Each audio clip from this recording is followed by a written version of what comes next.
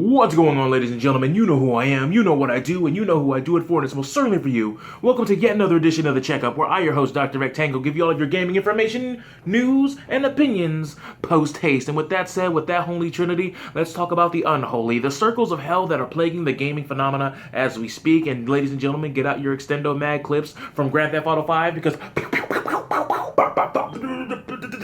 everybody is catching shots today.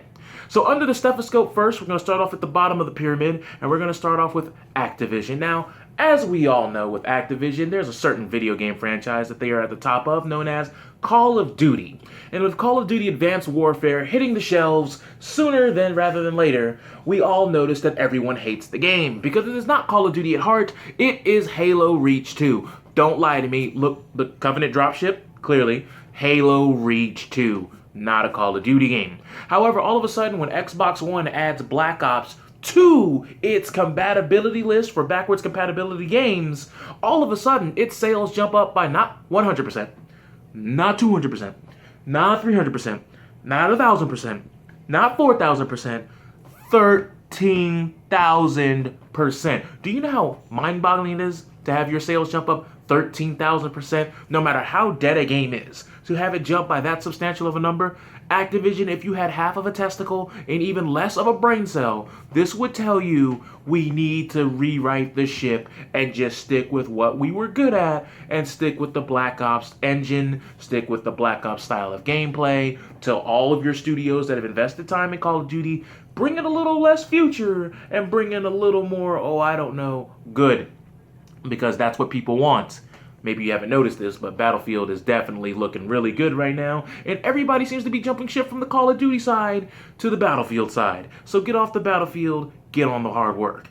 Now, that said, we're moving to the second hellacious circle known as EA. Now, EA, let's give them a standing ovation.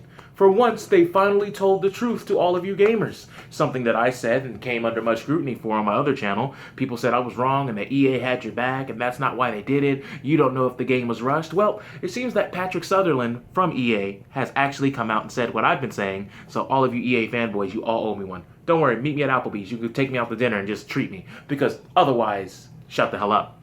Because you see, Patrick Sutherland has come out and said what I've said all along. The only reason why we didn't have a single player in Star Wars Battlefront wasn't because we couldn't have done it or weren't capable of doing it, but the game had to be rushed. We had time constraints. And you'd be thinking, oh, well, what big boss at EA was putting you under time constraints? It wasn't that it was the big boss. It was the fact that we as a studio and as a company wanted to make sure that our game was out before the Star Wars Awakens so we could get the sales from Star Wars Awakens.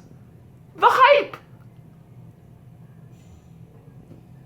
Yeah, As I said, at the end of the day, these companies care more about the almighty dollar than will ever care about you, me, or anybody else as a group of people, and especially not as an individual. But at the end of the day, you guys were coming at me as if I said something wrong when I had said this, but now that people at EA have finally admitted this, I want to know, the ball's in your court, EA fanboys. What are you going to tell me next?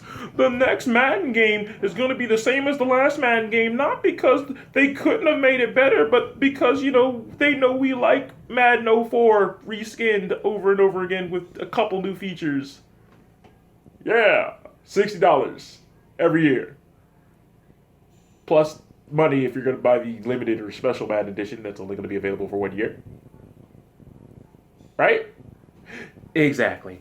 So pressing forward from that, we're going to talk about the third circle of hell in this video. And I can't believe I'm actually going to have to bring them up, but it's Warner Brothers Interactive. Now, we all know they came under fire with their bullshit middle fingers to the PC version for Mortal Kombat X, not giving them Mortal Kombat XL, not giving them Combat Pack 2, and robbing them of a good experience on the DLC side of things, and basically killing the game off in less than a year of release. Now, we've also seen a game die in less than a year of release coming from Warner Brothers, and it was known as Batman Arkham Knight. The game was trash, unplayable, frame rate drops out the wazoo, a terrible port, honestly unplayable, and in some cases unbeatable on a lot of people's systems because the game would crash, the game would drop frames, the game would be unplayable, certain enemies actually wouldn't load, sometimes a boss wouldn't load. There were a lot of weird problems that looked like it was an unfinished piece of toilet paper that got stuck in a fat man's ass. Not really a good look, especially for a AAA release that you charged $60 for and then had the nerve to charge a season pass for as well. Now, Fast forward all this time, and yet the game is still booty. Bollocks. Booty doo. Having a lot of people still not being able to play it due to these atrocious frame rate drops, glitches, etc., etc. But instead of fixing this game, and fixing some of the things that happen on, oh, I don't know, Arkham Origins. Yes, we didn't forget the Arkham Origins on PC was kind of butt cheeks as well. Yes, they flossed your butt cheeks with their game while they flossed their nutsacks with your money. Now, with that said, they're not fixing that. Oh, no. They're going to charge you more to fix it. That's right, ladies and gentlemen, because you see, good old Warner Brothers has decided that they're going to remaster both Arkham City and Arkham Asylum. And they're going to bring them to you on the consoles only, PS4, Xbox One, next gen. And it does not look like it's coming to the PC, so once again, pull down your pants, spread your cheeks, and just put 2 middle fingers in there, PC gamers, because it doesn't look like Warner Brothers has ever, or will in any reality give a fuck about you. Yet at the end of the day, all three of these companies still think that we're just supposed to start shilling out money and making it rain on them every time they show a shiny new title and a new release. And I'm just wondering how long it's going to take for gamers to wisen up and say, you know what? I don't need this shit. There's so much better things out there for me to experience. Let's get some of that good stuff. But no, by all means, buy your yearly releases and your Call of Duties and your shitty games that are broken upon release. No, continue to do that. Pay $60 for games that are half there, and then they tell you that the reason why they did it was because we thought we could make more money. But no, by all means, continue on. Just do your thing, guys. I'm not going to stop you. I'm just going to tell you when you fuck up. Stop ringing my doorbell.